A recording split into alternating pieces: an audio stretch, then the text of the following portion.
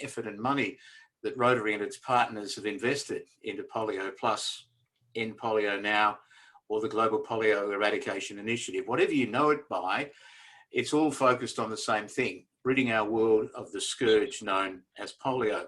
And incredible also, because Polio Australia, the peak national body representing polio survivors in this country, considers there are tens of thousands of people who could be living with the late effects of polio today, scattered all around Australia. But I'm not going to do that tonight.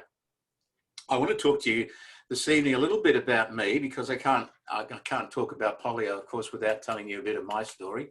And because both are intertwined with my engagement and involvement these days with Rotary. I'll talk about why Rotary is in this fight and how important that work is. And I also want to do some comparisons with the current COVID conditions, because we are truly living in uncertain times with COVID-19, not dissimilar to the way life was 60 to 80 years ago. The current COVID crisis is in many ways reminiscent of the polio outbreaks of the past that occurred throughout Australia and all around the world. And how soon some of us forget, perhaps because so many of us were too young to recall. What's been happening over the past 6 months or so has made me think about the polio outbreaks of the 30s, 40s and 50s, when people truly lived in fear of the polio virus. It was spread through towns and cities across our nation. Children and adults were at risk. People avoided public parks, playgrounds, swimming pools, theatres were closed. Anywhere large gatherings were held, they were restricted, or they didn't occur. Religious services were shut down. Ministers, priests, rabbis had to use radio to address their congregations. They didn't have the technology such as Zoom like we have today. But those parents who could afford to would bundle their children up and leave the cities for rural areas in the hope that they could avoid the virus and protect their children. But unfortunately, that didn't always work, and it actually helped spread the virus to regional areas. No one really knew where polio would strike. No one knew who it would attack next or how to stop it. In reality, they didn't know how to treat the crippling effects of polio. They learned as they went.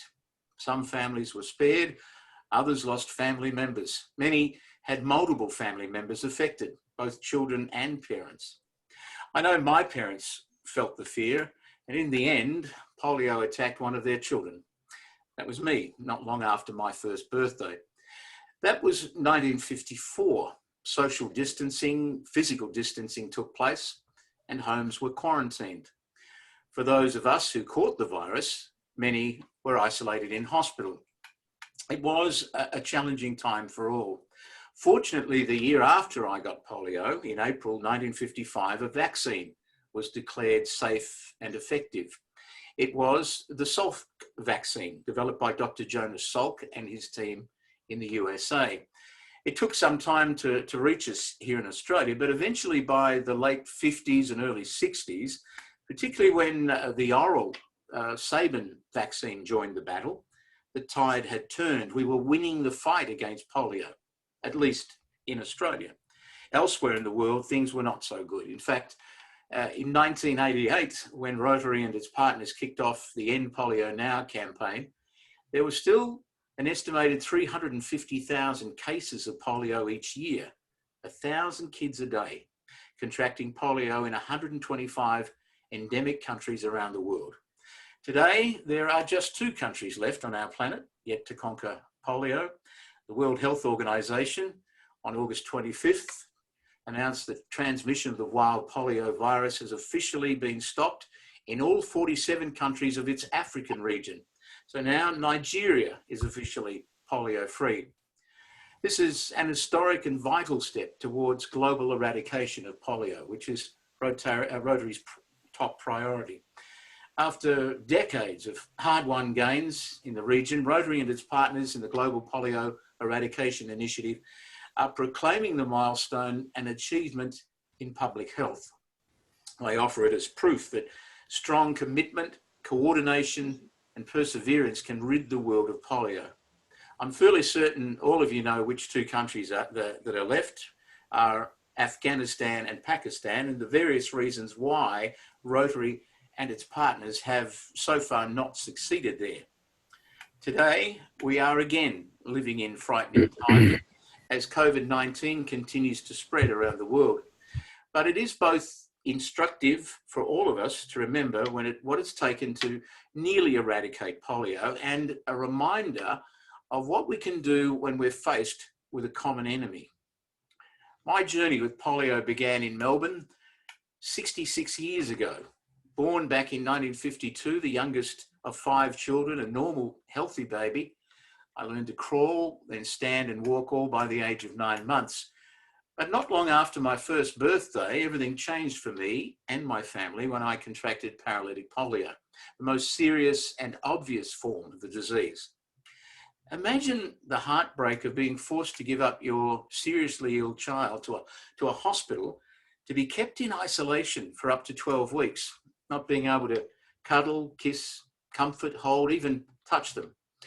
My parents could quite easily because it happened to them. February 19th, 1954, when I was just 15 months old. Their only interaction with me for 32 long days was looking at me through a pane of glass. And for the first 2 weeks, they didn't know whether I'd live or not. Imagine the impact all that might have on your child, your 1-year-old child. Of course, I don't remember those very early days, but I do remember the frequent embarrassment of growing up as a child with a disability. I have lived through the childhood taunts of some of my peers of being different. Today, I quite happily embrace that difference. The mimics of my walk, the loud questions to a parent, "Hey mum, hey dad, what's wrong with that kid?" Later, as a young married man, the stupid questions like, "Did you meet your wife at one of those homes? And is that your daughter?" Even today, the stares, mostly from adults, as I walk or roll through a supermarket or store. Then there's the daily toll of living with the effects of polio over 6 decades, like putting leg braces on each morning and taking them off again before bed each night. And the challenge of simply getting up just a few stairs because I've now almost completely worn out my shoulders. For me personally, polio has meant pain, disappointment, embarrassment, and many attempted corrective surgeries. An early one was to try and correct a problem with my right hip, which kept dislocating often, which was incredibly painful each time it happened. That meant as a kid, many stays in hospital, down there in Mount Eliza, in fact. I've had 6 major operations. I've lost about 85 to 90% use of my legs and about 30 to 40% use of my arms. My right leg remains shorter by about 60 mils, weaker, and in general smaller than my left. My left isn't all that much better, but I call it my good leg, and there's that, of course, daily need for leg braces and crutches, and at times a wheelchair just to get around. That's been my challenge every single day for almost my entire life, and I am far from unique. Like many other survivors of polio, I've paid a significant price and continue to do so. As a kid, I went to Uralla in Bourne. Back then it was called a special school for crippled children. But I've never liked the word cripple or crippled. Growing up, I heard it a lot. I've always found it offensive, I think, because I've never ever considered myself crippled. In fact, it's only really since the onset of the late effects of polio that I've been willing to admit primarily to myself that, in fact, I have a severe disability and that life is not only getting tougher for me and so many others, but that it's not going to get any better unless we can convince healthcare professionals to take an interest in polio survivors once again. Now, I tell you that, not for your sympathy. No one with a disability wants you to feel sorry for them. But all of us as humans, I think, seek a level of understanding, regardless of whatever our conditions are. Nevertheless, I am enormously grateful to be here. I consider myself truly one of the lucky ones. Lucky I didn't end up in an iron lung or a wheelchair all my life. Lucky I got polio in Australia, in a safe, secure city with great medical facilities and not in the slums of some far-off foreign place where I would have nothing, if in fact I was even alive. No wonderful wife or caring family, no kids or no awesome grandkids, no help, no support, no work, no mobility aids, nothing, nada. All I would be doing is simply trying to exist and dragging myself through the dirt on my hands and arms every day. So with my heart filled with gratitude, I choose to concentrate on what polio has done for me, my family, super caring friends, a career in radio with great work opportunities, rather than what polio has done to me or taken away. As strange as it may seem, without doubt, I believe I'm a better person for having had polio. I think I'm more caring, have better understanding and empathy for people who are different, and certainly I'm more persistent than many. Polio is now a disease that has virtually been forgotten by our community and health professionals.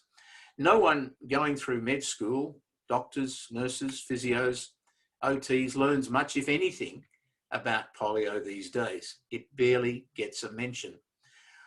Although vaccination programs beginning in the late 50s have prevented new infections here in Australia, polio survivors form the single largest physical disability group in the country. Polio survivors want you to know that we're still here. Today, many ageing survivors are now living with the late effects of the disease. Many years after contracting the initial infection and apparently reaching a stable state of recovery, an increasing number of us are now developing new symptoms. These symptoms include new muscle weakness, muscle and joint pain, fatigue, unrelated to activity, and many more. The late effects of polio, or post-polio syndrome, is now a medically recognised and a potentially debilitating condition. Even so, the level of awareness among health professionals and the wider community is very low. In Australia, it's estimated that tens of thousands of individuals are either affected by or at risk of developing the condition. Many of those affected are over 60 years of age, reflecting the fact that polio was an uncommon infection in Australia by the late 1960s. However, migrants to Australia from countries where polio was eradicated later, or where polio continues to be endemic, means that there is a group of younger polio survivors who contracted their infection outside of Australia more recently. LEOP, PPS, that is the late effects of polio, post-polio syndrome, is a condition that needs to be addressed now for Australia's ageing polio population, with diagnosis and management required for at least the next 20 years. Younger polio survivors will require services for many more years to come. Fortunately, they will be able to access support through the NDIS, the National Disability Insurance Scheme. However, for the vast majority of older polio survivors, they face a somewhat bleak outcome as the NDIS has a lockout age of 65. So what's being done about this situation? Well, as a spokesperson and board member, I can tell you Polio Australia have lobbied governments since well before the NDIS was introduced, with absolutely no success. Subsequently, it was decided that the best way we could help polio survivors in Australia was to try and provide them with better health outcomes by training up healthcare professionals regarding the late effects of polio and PPS symptoms and management to establish a network of professionals that can assist survivors. Polio Australia is a not-for-profit organisation, mostly run by people like me, volunteers, and represents the needs of the post-polio community, working with passion and professionalism to educate, advocate, and achieve recognition for polio survivors.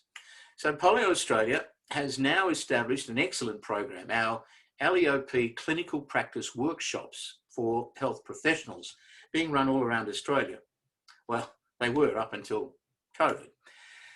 To date, there have been well over 50 workshops providing training to over 600 health professionals. That's over 600 more people who now know how to better help polio survivors. Polio Australia is extremely grateful to Rotary, in particular District 9685, for funding the original pilot program, and very grateful to the federal government, which provides limited funding to run these educational workshops. But for how long? I don't know. That's why we would like Rotary clubs all around Australia to refocus on the Polio Plus program's two key objectives.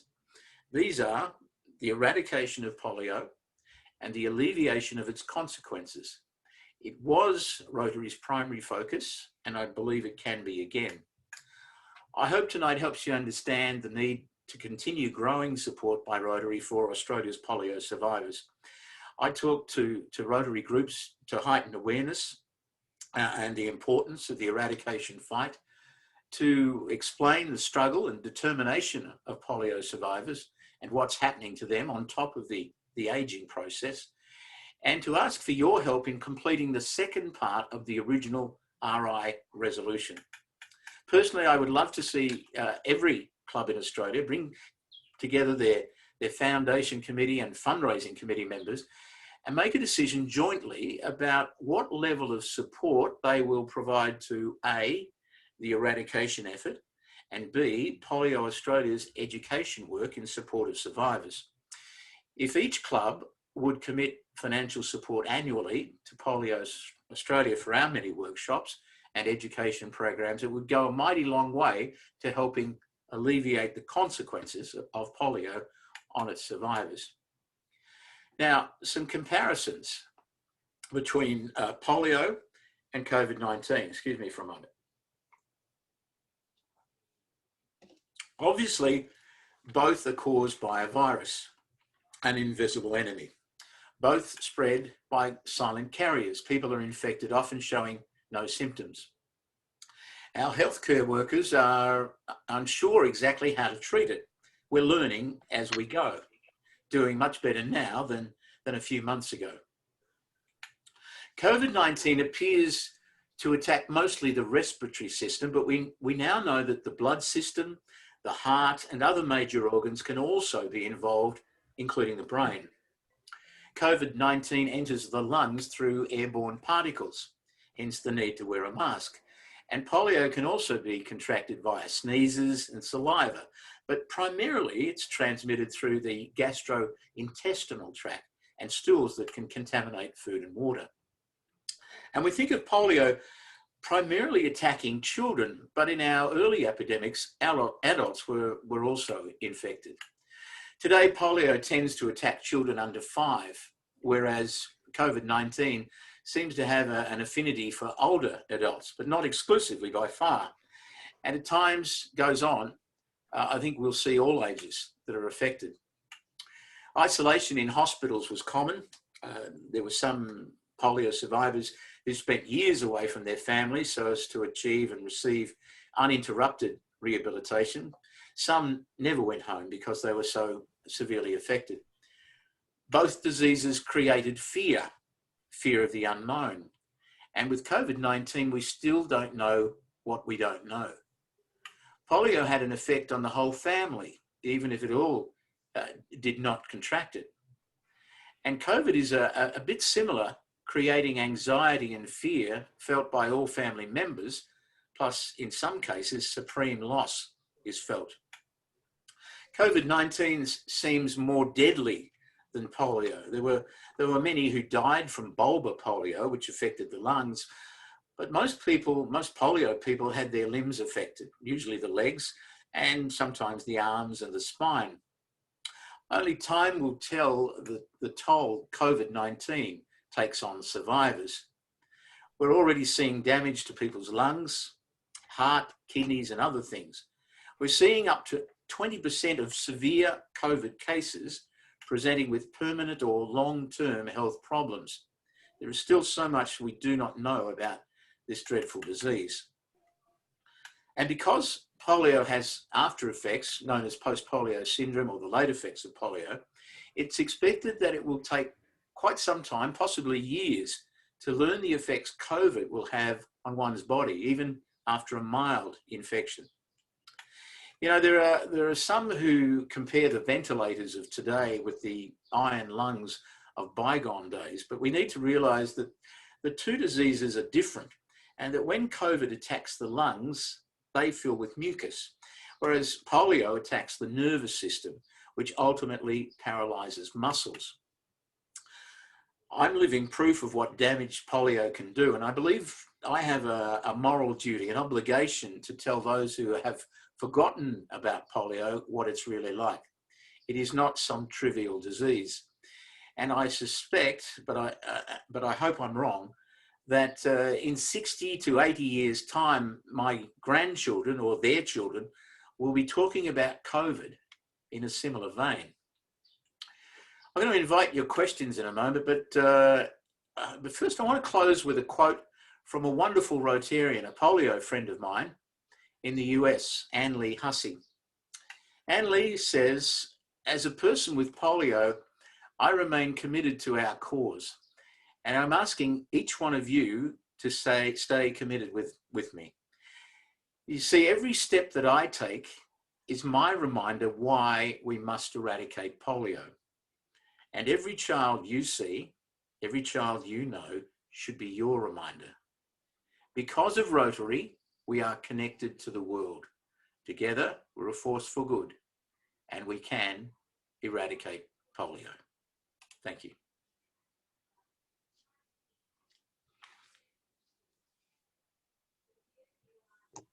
All right, yes, thank you, Gary. Now, questions. If you want to ask a question, just raise your hand physically, and Judy McKee, you have to unmute.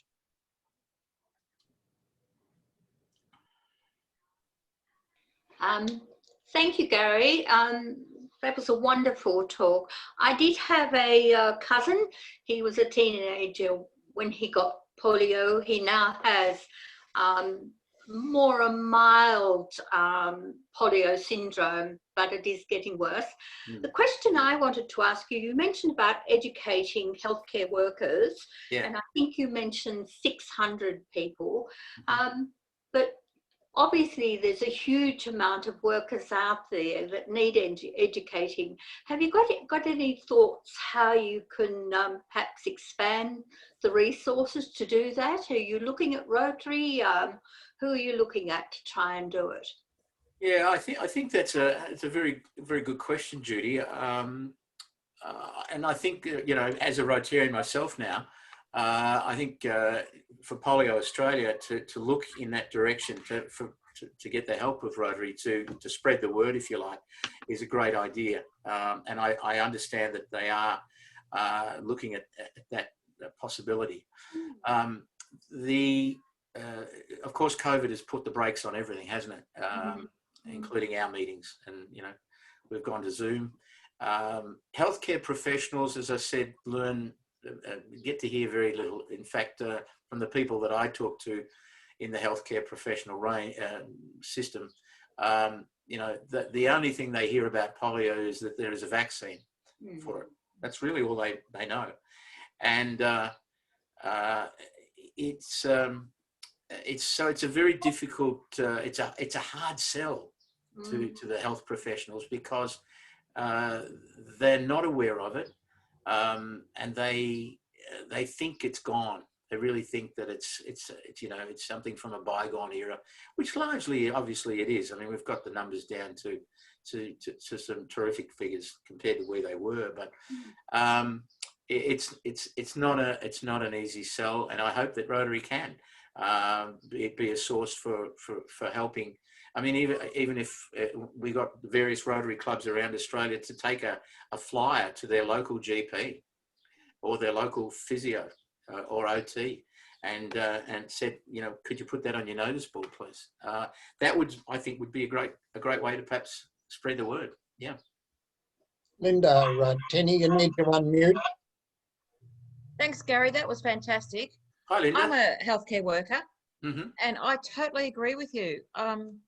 Like I work in an emergency department, and people come in with calipers on or braces on, and the younger nurses just do not know what it is, and they're blown away when I say it's polio, because I can remember as a child, the children at school with calipers on their legs, and probably about 10, 11 years ago, I actually went to India to immunise children, and one of the friends of mine came, and she was just blown away to see the effects of polio, and the way you spoke about, and you know, you're blessed to be here in Australia when you got it.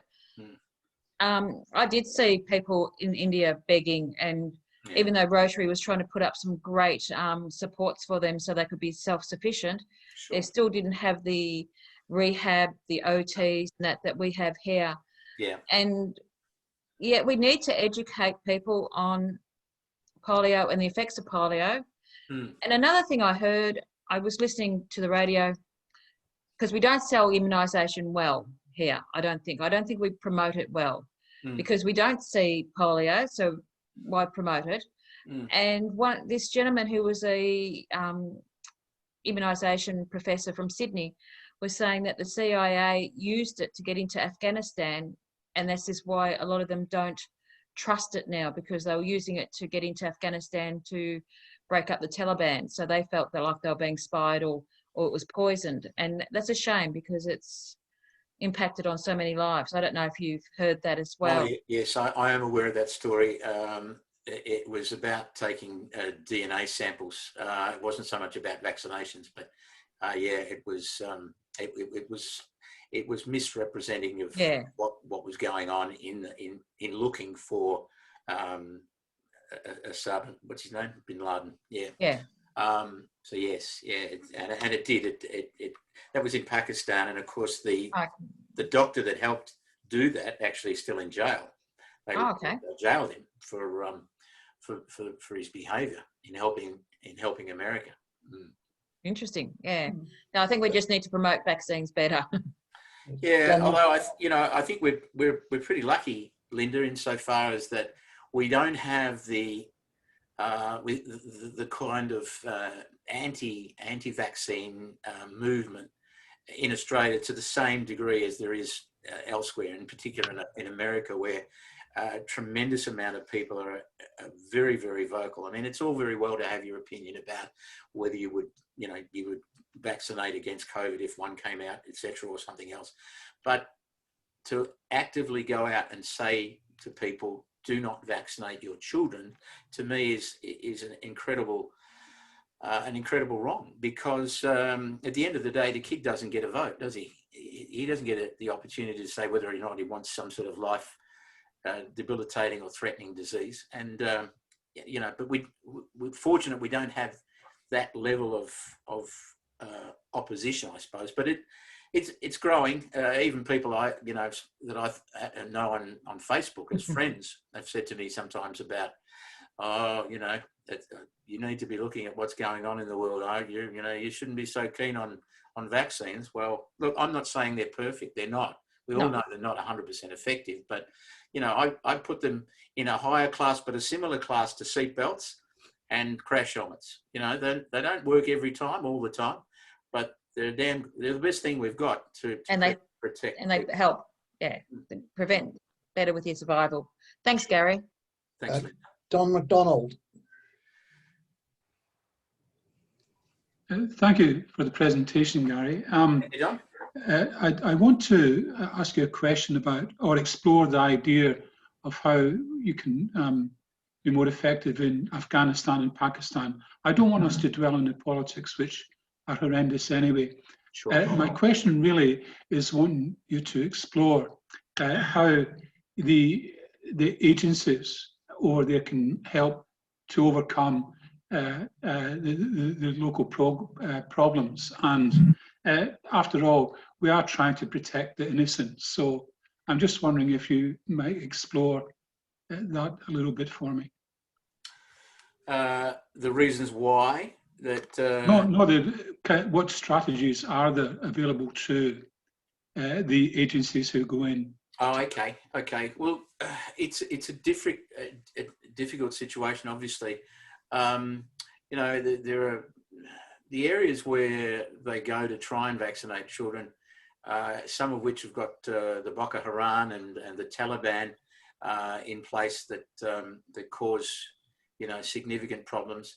There are religious leaders that are opposed to vaccines because, again, as Linda pointed out,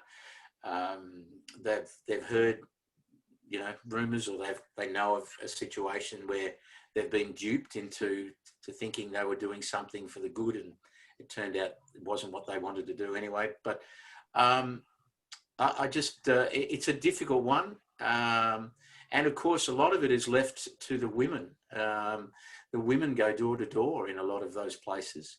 And a lot of that is, those areas are very difficult to access. And as I said, you've got the militia and all sorts of other problems. So until there can be some sort of peace, I don't know if we're going to win in Afghanistan anytime soon. I'd like to think that Pakistan will be the next frontier to fall. But, you know, how long it'll be, who knows?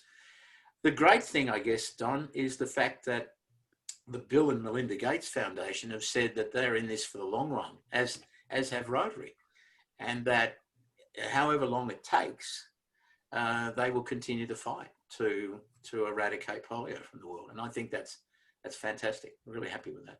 Yes, I think you put a point on it that women can stop wars during immunisation days, and they have done it. And maybe the strategy should be to try and provide support to the women. And I don't know the answer either, Gary, but thank you very much for your response. Ian McConnell and then Bev. Sorry, Gary, I don't know whether you recall, but you sat beside me at a district conference for dinner for the whole night. We had a very long conversation about polio, and that facilitated your donation to Rotary at that stage, because you mentioned you had the funds available. And we discussed the fact that I had a cousin who had polio and the after effects, and he's someone who passed away in his very early 40s from a heart attack, which was attributed to polio. Is that happening a lot with people who are polio survivors? No, I don't think it is, Ian. I do recall we had dinner in Sale, didn't we? We did. Yeah. Yeah. No, we've got a polio support group here in Geelong that's about 25, 30 strong, I guess. And most of those people are well into their 60s. Some are in the 70s and 80s. And aside from the physical challenges that they've now got from obviously polio and the aging process in addition to that, no, look, I think, you know, I mean, what do they say? Heart attack, heart disease is the killer, the largest killer of people, and is it men and women? I think both in Australia. So it would, I think, you know, I'm not a medical man, but I would say that unfortunately, he was one of the unlucky ones in his 40s. He drew two short straws. Exactly. Yeah, well, one of the guys, when I hosted, or I was emceed rather, of an international post-polio conference in Sydney in 2016, and I met a paediatrician from Sydney University called Robert Boy, and we were chatting, and he said, you know, you're pretty unlucky. I said, oh, am I? I think I'm pretty lucky. He goes, no, you're in about 1% of the population that got polio that actually got paralytic polio. I know, okay. So I didn't know that at the time. It was something. I was very new and very naive to polio in 2016. I knew that I'd had it, and that was about it. Since then, I've learned quite a lot, which has been very interesting. Thank you. Bev, would you like to ask a question? You have to. Yep. Hey, thank you, Gary. That's an eye-opener for me. I'm really grateful for the education, because I confess, until tonight, I've never given thought to the people living with the consequences afterwards, because the focus that I've had in my education is eradicate polio, but not giving thought that there's still people around suffering with it. So in your work with Polio Australia, are you aware of how many Australians, like you said, Geelong's 25, 30, for example, but how many Australians roughly that you're aware of that are still living with the consequences? And is there an age band in as much as is the youngest in their 30s or 40s, or is there anything like that that you're aware of? Okay, let me answer that first part. Not very good record keeping through the 30s, 40s and 50s means that we don't have exact numbers as to how many people acquired polio, wild polio. We do know that from government records that there were just over 40,000 cases of paralytic polio. And we also know, science tells us that paralytic polio affected roughly about 1% of all people thought to have contracted polio. Remembering that, you know, the COVID thing is very similar. Some people get it incredibly mild. It's like, you know, a bad cold. Others get it much more severely, and such was the same with polio. So I guess if you extrapolate that out, if there were 40,000 paralytic polio cases in Australia during that period, then it's quite possible that as many as 400,000 people got polio. And I know of one lady in particular, a lady that came with us to India in 2018, a polio survivor. She didn't find out. She's now, what is she now?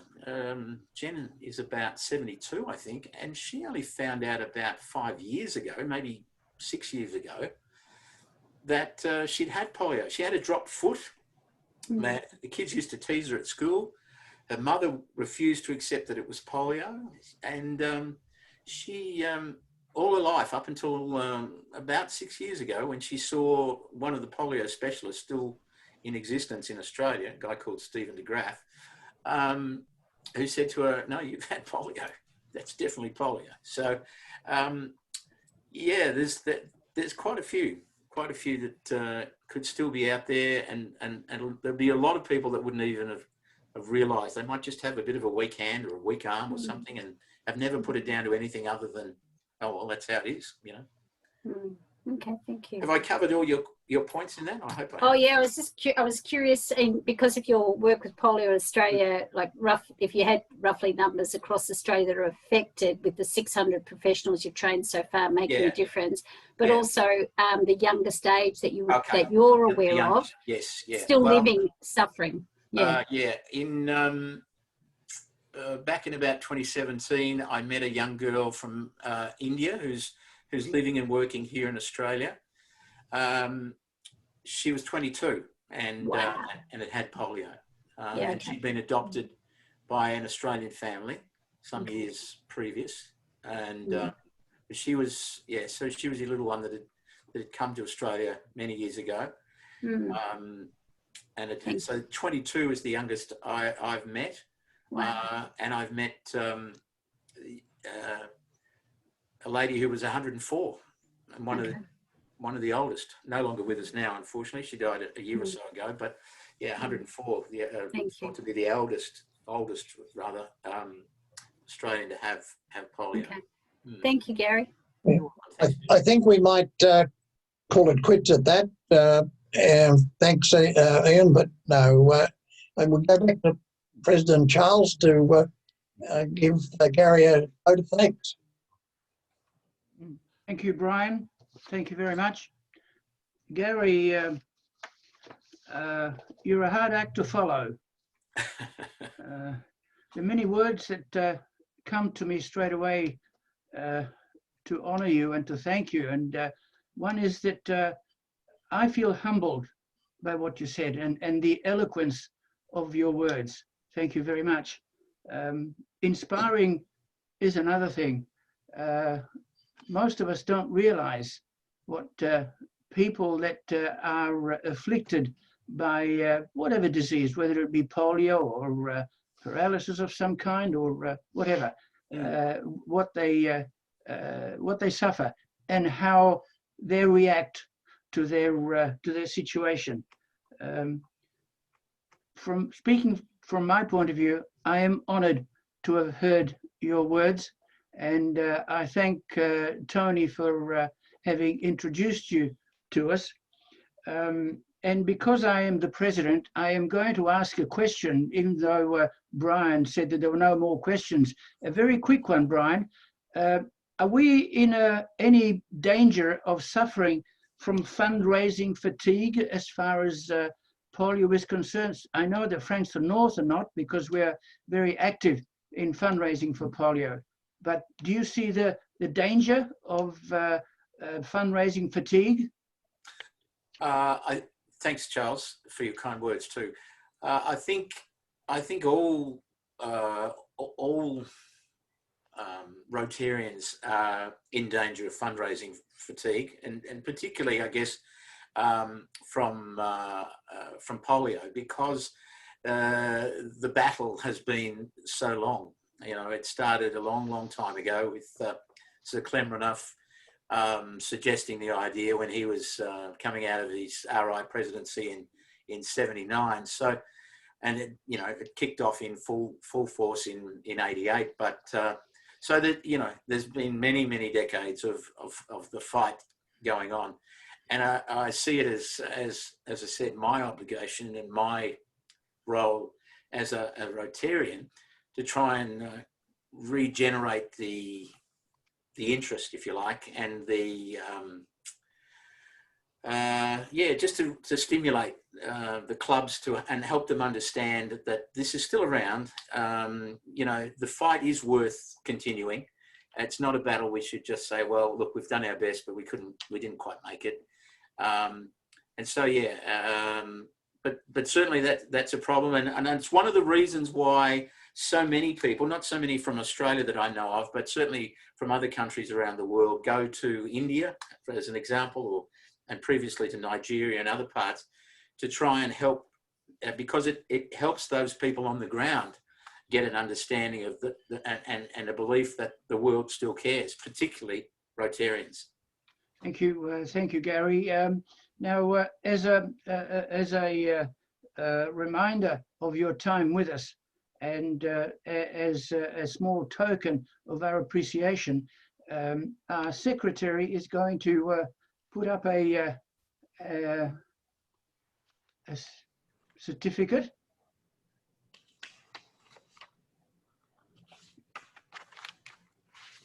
And as you can see, the certificate says a certificate of appreciation for being our guest speaker and presenting to our club on polio during Polio Awareness Month.